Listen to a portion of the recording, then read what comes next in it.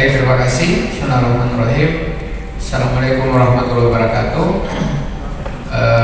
Yang saya hormati rekan ketua dan anggota KPU Provinsi Sulawesi Tengah, yang saya hormati Bapak narasumber kita, Pak Tasrif Syara,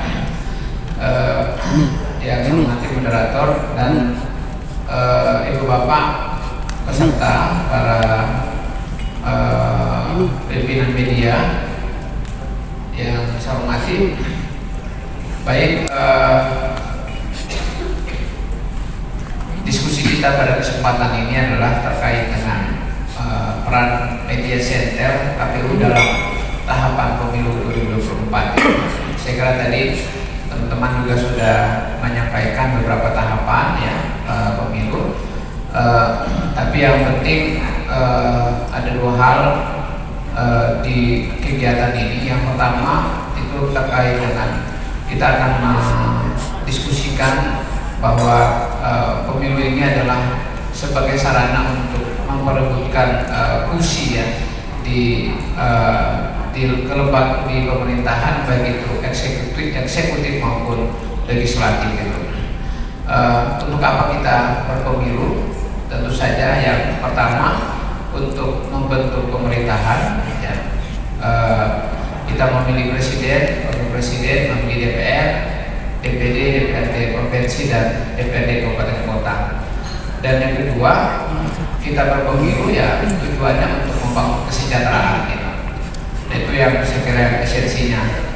Dalam konteks penyelenggara pemilu, maka pemilu dilaksanakan secara free and fair election. Jadi pemilu yang didasarkan pada prinsip-prinsip jujur dan adil, bebas ya, langsung umum, bebas, rahasia, jujur dan adil.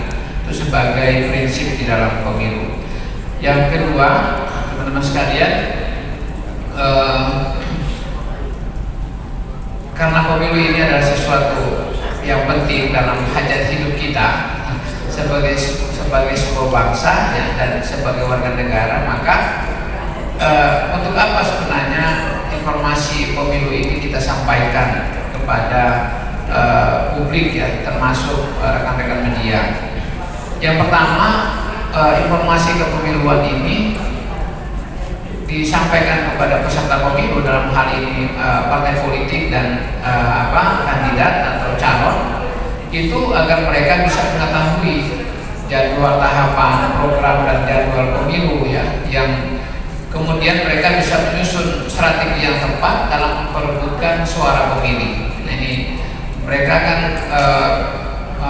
mendapatkan informasi tentang verifikasi partai politik, mendapatkan informasi tentang pencalonan ya, DPR, presiden, DPD itu, kemudian data pemilih, jumlah pemilih kita itu, agar apa? Agar digunakan di dalam kontestasi itu bagi partai politik dan peserta pemilu. Bagi pemilih ya, apa gunanya mereka mendapatkan informasi kepemiluan? Nah, ini untuk mendapatkan akses informasi bagaimana calon itu, bagaimana partai politik, bagaimana visi misi mereka itu ya, bagaimana track record calon, agar mereka bisa menentukan pilihannya. Bagaimana data pemilih, apakah mereka itu sudah terdaftar di dalam data pemilih atau tidak itu. Nah, ini dan seluruh aktivitas kepemiluan ya.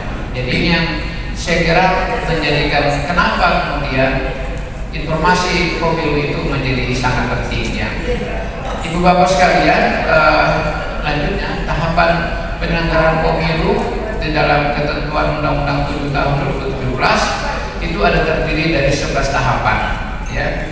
Perencanaan program, pemutahiran data pemilih, pendaftaran dan verifikasi peserta pemilu, penetapan peserta pemilu, penetapan jumlah kursi dan daerah pemilihan, pencalonan presiden, DPR dan seterusnya, masa kampanye, masa tenang, masa pemungutan suara dan penetapan hasil pemilu serta pengucapan sumpah dan janji. Nah, ini ketentuan di dalam undang-undang yang akan kita lalui sepanjang 20 bulan di dalam sepanjang pemilu tahun 2024. Itulah tahapan-tahapan penyelenggaraan pemilu, di mana KPU sudah memutuskan bahwa hari pemungutan suara itu adalah pada tanggal 14 Februari 2024. Jadi sebagaimana ketentuan undang-undang bahwa tahapan penyelenggaraan pemilu dilaksanakan paling lambat 20 bulan sebelum hari pemungutan suara. Nah, KPU sekarang sudah terus menyelenggarakan tahapan. Lanjut, ini jadwal penyelenggaraan tahapan pemilu tahun 2024. Dari 11 tahapan tadi, ini kita sudah ada dengan tanggal-tanggalnya sebagaimana ketentuan PKPU nomor 3 tahun 2022 tentang tahapan dan jadwal penyelenggaraan pemilu tahun 2024. Nah, kalau pemutakhiran data pemilih itu kita mulai dari 14 Oktober sampai dengan 21 Juni 2023. Oktober 2022. Pendaftaran dan verifikasi partai peserta pemilu itu mulai 29 Juli yang lalu sampai dengan 13 Desember 2022. Sehingga penetapan peserta pemilu partai politik sebagai peserta pemilu itu tanggal 14 Desember 2022. Kemudian kita akan melanjutkan tahapan pada penetapan jumlah kursi dan penetapan dapil daerah pemilihan. Ini akan dimulai pada 14 Oktober 2022 sampai dengan 9 Februari 2023. Ini cukup panjang. Dan pencalonan DPD ini mulai 6 Desember 2022 sampai dengan 25 November 2023. Nah, ini untuk pencalonan DPD. Yang ikut serta dalam pencalonan DPD sudah mulai 6 Desember sudah mulai memasukkan dukungan calon dan dukungan dari masyarakat ya, berupa KTP dan pernyataan dukungan. Kemudian pencalonan DPRD provinsi, DPRD kabupaten kota dimulai pada tanggal 24 April 2023 sampai dengan 25 November 2023. Sedang untuk presiden dan wakil presiden 19 Oktober 2023 sampai dengan 25 November. Jadi pendaftaran presiden itu KPU akan memulai pada 19 Oktober 2023. Kami sudah tidak di KPU provinsi karena sudah selesai. Kita insya Allah periode 2018-2023 ini KPU provinsi akan selesai pada tanggal 24 Mei 2023. Jadi sudah tidak sampai dengan pencalonan presiden, tidak sampai dengan pencalonan DPD, ya sudah akan selesai. Kita hanya mengantar saja. Mudah-mudahan ini bisa sampai di akhir ya penyelenggaraan pemilu di Sulawesi Tengah. Kemudian masa kampanye ini 28 November 2023 sampai 10 Februari 2024. Masa kampanye ini kemarin hasil konsinyering dengan DPR sepertinya ada perubahan waktu itu ya, karena yang tadinya dari 120 hari menjadi 75 hari, dan kemudian kemarin saya baca itu kemungkinan akan bisa diperpendek lagi ya, dari 75 hari menjadi 25 hari gitu. Tapi ini kita lihat nanti setelah hari ini masih didasarkan pada PKPU nomor 3 tahun 2022, maka masa kampanye itu sebanyak 75 hari itu ya. Nah, saya kira ini semua jadwal tahapan sampai dengan pengucapan sumpah dan janji ya. Kita nanti sudah punya presiden dan wakil presiden pada 20 Oktober 2024 ya. Kita punya DPR dan DPD akan dilantik 1 Oktober 2024. Kita punya DPRD provinsi dan DPRD kabupaten kota itu menyesuaikan dengan masa akhir jabatan ya, DPRD provinsi dan kabupaten kota. Baik, lanjut. Nah, kalau kita lihat dalam program-program informasi ya yang terkait dengan pemilu ini, memang sebelumnya informasi pemilu itu belum tersedia. Informasi pemilu terlambat diberikan. Tadi pagi kan Pak Rizal bilang itu lambat aturannya. Kita bicara soal PKPU pemutakhiran data pemilih ya. Nah ini ya itu saya kira hambatan-hambatannya. Mekanisme pelayanan informasi pemilu yang masih kurang baik itu dulu itu ya. Kemudian akses informasi publik yang asimetris gitu ya, hanya KPU saja semata gitu ya. Penyelesaian sengketa informasi pemilu terlalu lama sehingga akan merugikan hak konstitusional warga. Nah ini program-program informasi yang terkait dengan informasi pemilu. Nah, apa sebenarnya urgensi media center ya?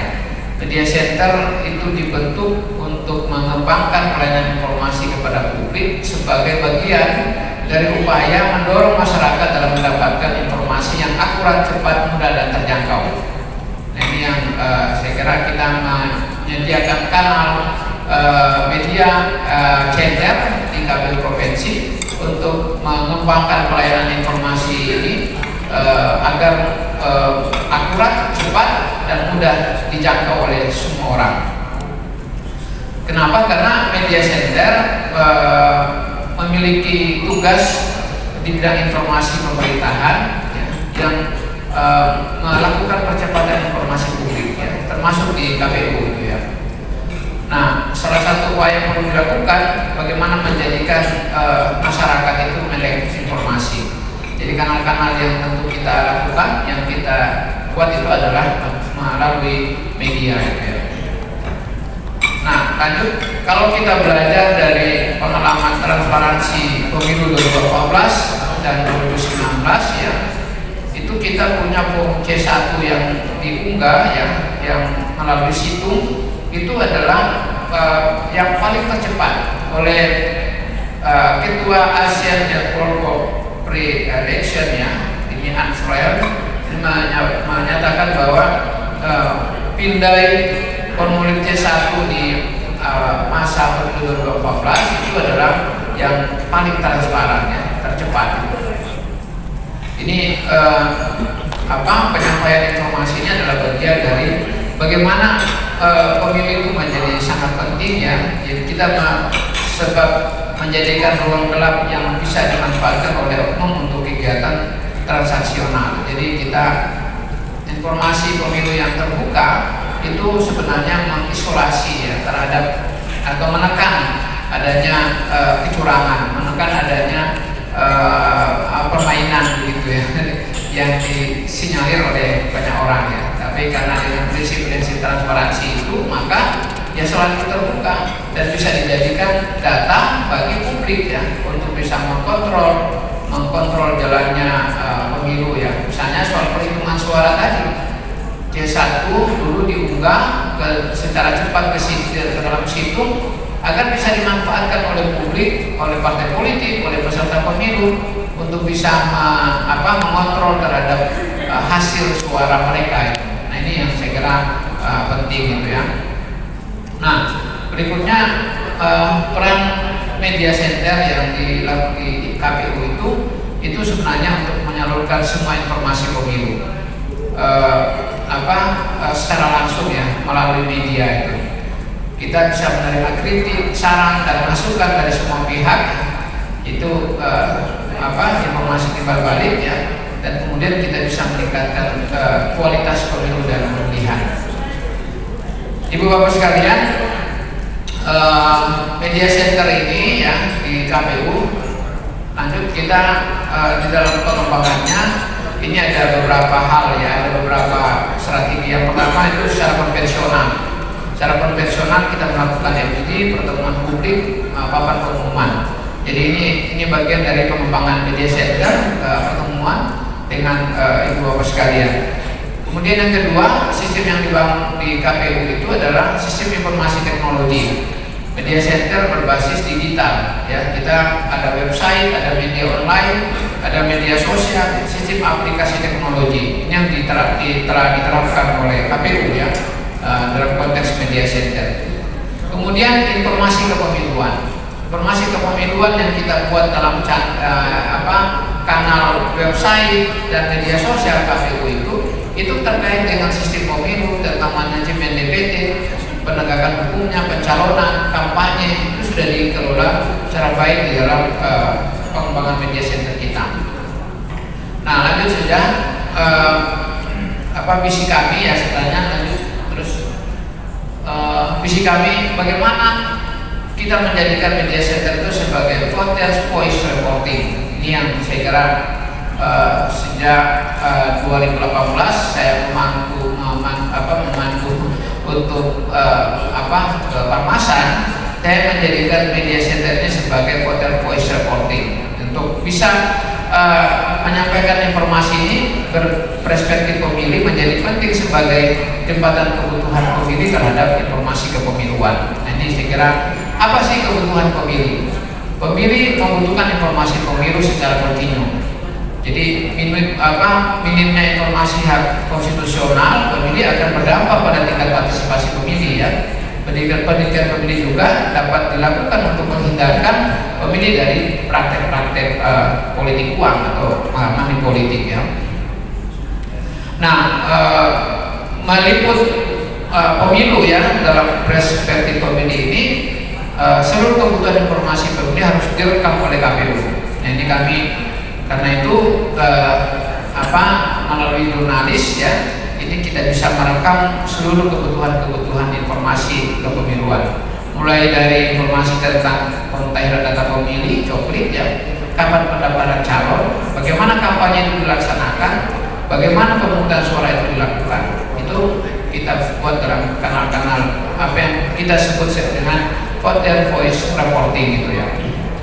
Kemudian terus lanjut saja ya. Nah, ini saya kira alur kerja, terus alur kerja media center kami ya di KPU. Kita perencanaan peliputan pemilihan atau pemilu, menyusun agenda peliputan, bekerja sama dengan media massa, jumpa pers, ya, menganalisis pemberitaan media, membuat hak jawab gitu ya. Kita pahami isu, agenda, setting media massa. Karena saya sehari-hari juga membaca berita itu baik online maupun media cetak. Kita memahami isu dan agenda pemilu itu apa. Posisi media center membuka perspektif penyelenggara dengan menyampaikan regulasi yang ada ya. Tentu kami juga terus mempertahankan etika dan prinsip peliputannya di media center. Ini kira-kira alur kerja kami. Nah, terus bagaimana cara kita mengelola media center ini? Instrumen strateginya kita buat sekretariat media center ada di kantor KPU. Fasilitasnya kursi meja masih beberapa yang kurang ya, tapi ini saya kira sudah kita lakukan gitu. Ini program media center. Kemudian ya bagaimana mengelola website? Kita punya website ya, meskipun ini terus kita berinovasi karena memaksimalkan media kita ya melalui website KPU Provinsi Sulawesi Tengah. Kita masih punya kekurangan sumber daya dalam mengelola website KPU ya. Oleh karena itu terus kita mengembangkan kapasitas bagi teman-teman kita. Saya kira itu. Nanti sedikit lagi ini mendapatkan jurnalis multimedia ya. Ini saya kira kita membuat kapasitas kita di KPU Provinsi Sulawesi Tengah untuk mendukung jalannya proses media center ini melalui pengembangan media digital gitu ya. Lanjut, ini yang kita lakukan meskipun kita bukan wartawan, kita mengelola media center, tapi ini yang kita buat ya, kita bagaimana menjalankan etika jurnalistik dalam rangka untuk pemberitaan di website kita ya. Kita juga membuat manajemen ruang redaksi kita. Yang belum itu bagaimana kita membuat teknik liputan. Ini perlu kerjasama dengan ibu bapak sekalian ya terkait dengan pengembangan ini. Kemudian teknik penulisan berita. Kita juga akan nanti membuat pelatihan jurnalistik. Sudah beberapa kali kita buat pelatihan jurnalistik. Ini lagi nanti akan kita buat pelatihan jurnalistik ya untuk peningkatan kapasitas pegawai kita. Saya kira itu yang bisa saya sampaikan. Terima kasih. Assalamualaikum warahmatullahi wabarakatuh. Waalaikumsalam.